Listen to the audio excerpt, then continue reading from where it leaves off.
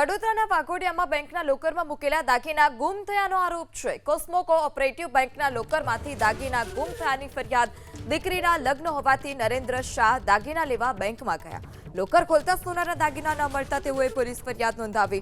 લોકરમાં મૂકેલી પેટીનું તાળું તોડેલું પણ જોવા મળ્યા હોવાનો પરિવારનો આરોપ છે। સોનાના 35 દાગીના ગુમ, માત્ર ચાંદીના દાગીના મળ્યા હોવાનો આરોપ છે। પોલીસે બેંકના લોકરની પણ તપાસ હાથ ધરી છે। વાઘોડિયા રોડ ઉપર આવેલી કોસ્મો બેંકમાં મેં મારા લોકર નંબર 1212 એમાં દાગીના મૂકેલા, જેનું લિસ્ટ પણ મારી સાથે છે। અને આજે લોકર ખોલવા ગયા ત્યારે ખોલતામાં જ મારા વાઈફને ખ્યાલ આવી ગયો કે લોકર જોડે ચેડા થયેલા છે અને લોકરમાંથી સોના દરેક વસ્તુ સોનાની ગુમ છે અને ખાલી ચાંદીના દાગીના રહ્યા, ચાંદી ભંગાર રહ્યું છે।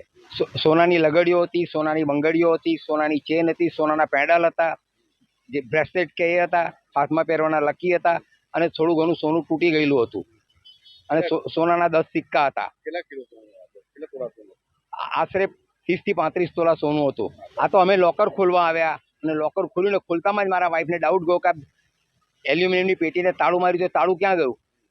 તાળું ગુમ છે અંદરથી।